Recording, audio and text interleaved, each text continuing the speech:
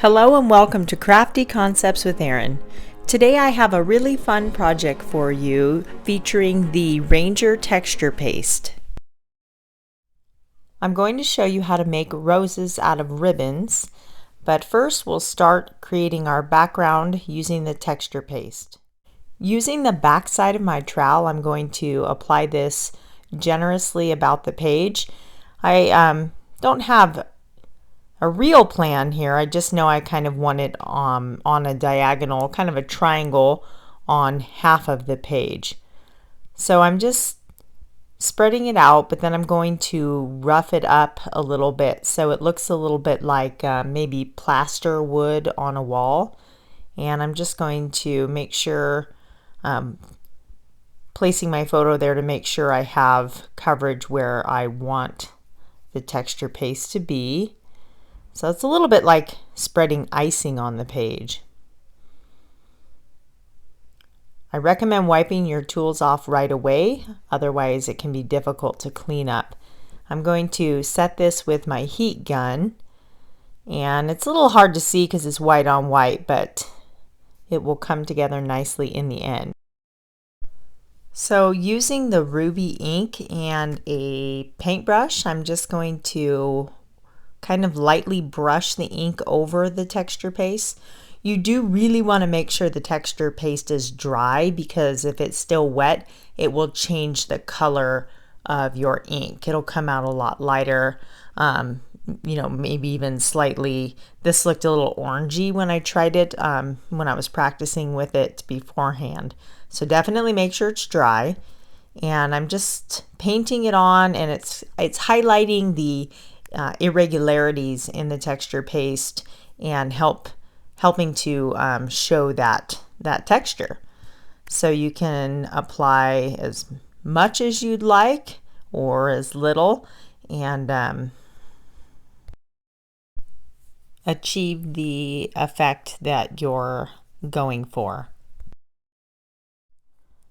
So it's kind of funny that I'm working on my wedding album, because I actually got married. We're about to have our 16-year anniversary, and I'm still working on my wedding album.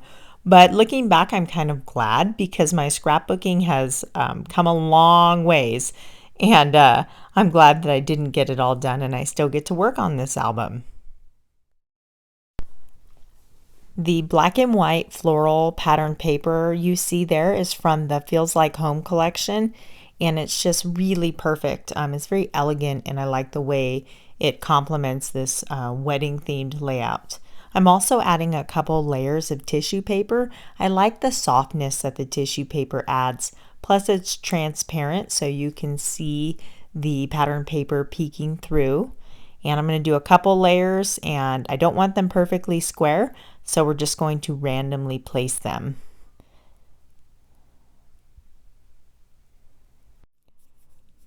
So I have these little ribbon roses that I'm going to show you how to make.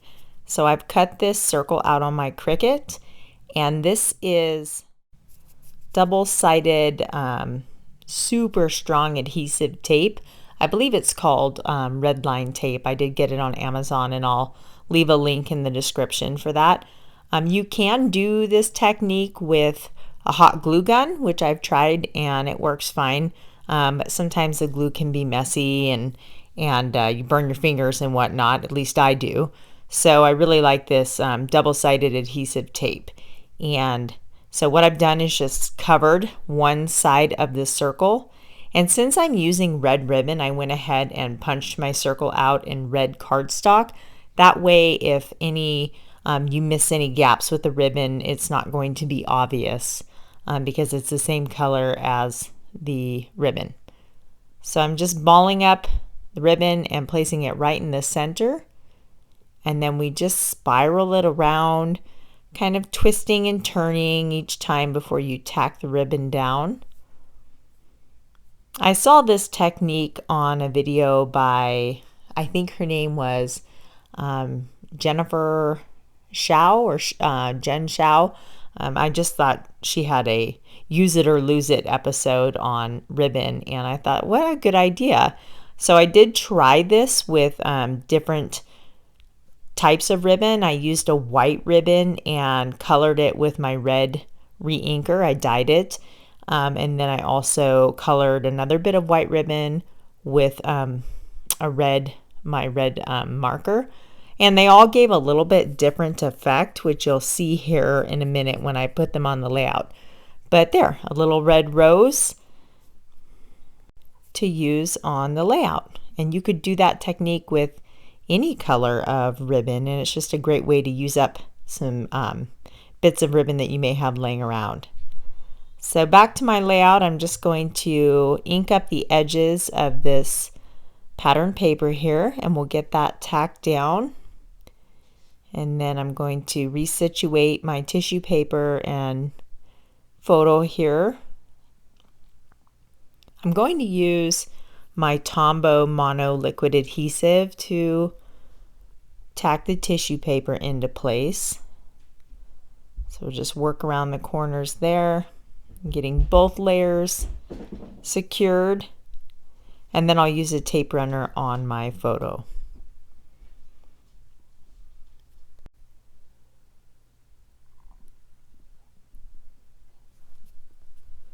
I do like this liquid adhesive. It is very strong, and the fine tip on one end makes it really easy to apply, and there is a wide tip on the other end as well. So here are all the roses I made, and you can see the one in the lower right hand corner is the one I dyed or colored with my marker, and the lower left is the one I dyed with the re-inker, and then the other three were created with red ribbon. So I'm just going to experiment with placement here, and I decided I like them all down in the lower corner in one cluster, kind of like a bouquet. These are really perfect for my wedding layout because red roses were my flowers, and that's all my bouquet was just simple red roses. So I thought how perfect to embellish this layout. So I'm just going to get these glued down into place. And I'm going to have to use a little bit of foam tape on this one just because it's propped up on the other two, and I want to make sure it's got good contact to the paper below. So the foam tape will help fill in the gap. And these really add some nice dimension, but not too much. They're not so thick that they're going to be bulky in your page protectors, but they add dimension, and I just think they're really pretty. So we have those all tacked down, and these I cut out on my Cricut cartridge. I believe it was the Art Philosophy cartridge. And at first I thought of putting sprigs of greenery around the flowers, but I decided it didn't really go with the layout, so I cut them out in the white daisy cardstock, and then the gray here.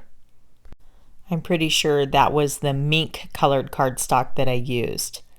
And just using the sponge dauber, I'm kind of inking up the edges with the black ink. And I'm just going to tuck these behind my bouquet of roses. So I'm just going to place these around and continuing to ink them up. I'll just kind of disperse them under or like they're coming out from the bouquet. And you know me, I like to do things in odd numbers, so there's 5 of these little sprigs of leaves here. And we'll trim that up just a little bit, and then I'll go ahead and use my, oh actually I do decide to put a zip strip down here. It was an afterthought. It would have been easier to put this in before I put my bouquet of roses, but I just saw it lying there on the table and thought, oh, that'll look kind of nice to anchor everything down. Sometimes I do things out of order, and that's okay. They say there's no mistakes, only happy accidents. Most of the time that's true. So again, just using my liquid adhesive, I'll tack these down. You don't need to cover the entire surface of them. Just a couple points of contact seem to be enough. And this glue dries fairly fast. So I thought it'd be nice to add some pearls because I was wearing pearls and they're just very wedding-ish, but they didn't quite look right, which you'll see later. So these are some compliments from the Feels Like Home kit, and I'm just going to pull out a few that I think will work and just kind of, I'm not sure about that, so I'm going to set it aside and move on to some stamping. So this is the April stamp of the month, Love So Sweet, and unfortunately it is only available till the end of the month. So if you want this stamp, don't wait because there's only a few days left.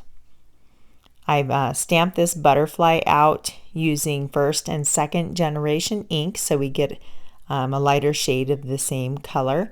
And we're just going to go around and quickly fussy cut it. I won't fussy cut all of them on camera, but I just want to show you how simple it is to do the one. And then we will just kind of disperse these about the page. I always like to put my butterflies at an angle so they look like they're kind of floating across the page. So I have a sentiment here that says, I so totally love you. And I'm also going to fussy cut that out and put it right on my chipboard oval there. And we'll use a little bit of the foam tape just to kind of pop that up. I've recently started fussy cutting a lot of the word stamps, and I really like the way it looks. And plus it's easier to incorporate than if you were to stamp it right onto the page. So as I said earlier, I had those pearls and I just didn't think the color was right. So we have some little black gems that I have here, and I'm just going to spread those about the bouquet just to add a little texture. And then we'll use the foam tape to pop up some of these butterflies. They're kind of tiny, so it's nice that we have two size options in the foam tape. We'll use the smaller one, which tucks behind their wings quite nicely.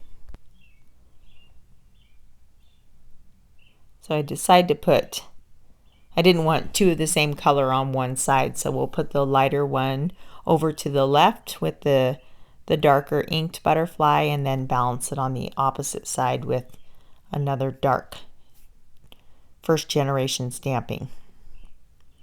So I'm still trying to use this little chipboard element, and it looks okay, but for some reason I'm just not super excited about it on the page, so in the end I end up giving up on it. And I have this little word love, and I thought we could say love this moment, but again it just, I don't know, I guess it wasn't necessary. So I'm going to finish this layout off with just a little bit of splattering. So I've just poured some of the re-inker in my little tray over there, and I'm actually using the pump part of the spray pen just to kind of tap my finger and splatter the ink. It makes bigger drops than if you were to just spray directly on the page. So just to add a few finishing touches, I'm going to nest up some red thread just to kind of draw the red color over to the title and finish that off. And we'll just tuck it under there, put a little dab of glue to hold it in place. And there we have a little tangled thread. Just adds a nice finishing touch. So there you have it. Here's the close-up of the finished layout. You can really see how cool that texture paste looks. And if you enjoyed this video, please be sure to click like and subscribe and leave me some comments so I know what you think. I will leave a list of the products used in the description, but for more information, visit my blog at craftyconceptswitherin.com. Thank you so much for watching, and we'll see you next week.